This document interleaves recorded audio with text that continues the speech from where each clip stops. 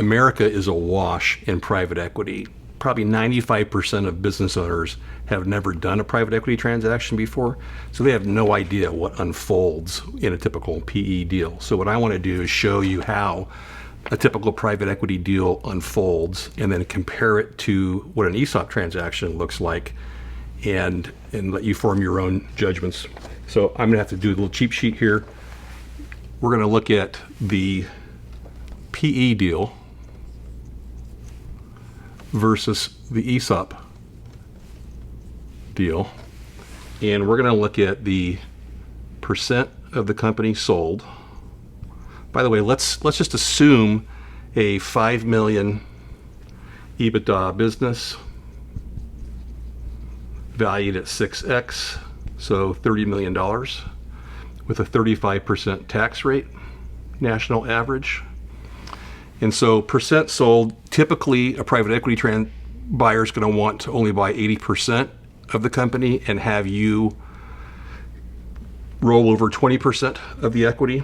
So you've got a purchase price of $24 million. The consideration is typically going to be $20 million in cash and a $4 million seller note. And the equity upside in a typical private equity transaction is this 20% of the equity that's rolled over. And your taxes, assuming no basis in a typical private equity transaction, is going to be $8.4 million, leaving you with your after-tax sale proceeds of $13 million. This $20 million in cash is typically going to be $10 million in bank debt off your balance sheet and $10 million of equity from the private equity group.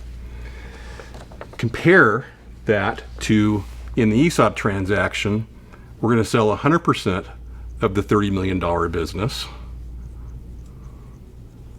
rather than only 80% of it. You're going to get the same $20 million of cash, 10 from the balance sheet, 10 from structured equity, and there's going to be a seller note of $10 million. For equity upside, there'll be a 30% warrant package, cashless exercise, and for tax, notably, it's zero if you follow the IRS rules of Section 1042. So in the private equity deal, $13 million cash at close. In the ESOP transaction with structured equity, you are putting $20 million cash, after-tax cash, in your pocket. $7 million difference to your family. And most importantly, I would say from all of this is, with the ESOP transaction, the company stops paying taxes forever. The board of the company is retained, and therefore the control of the corporation is retained forever. The ministry impact, the culture of the BAM is perpetuated forever, with all of the other attendant benefits that the ESOP transaction provides, like, again, the tax shield. And this $30 million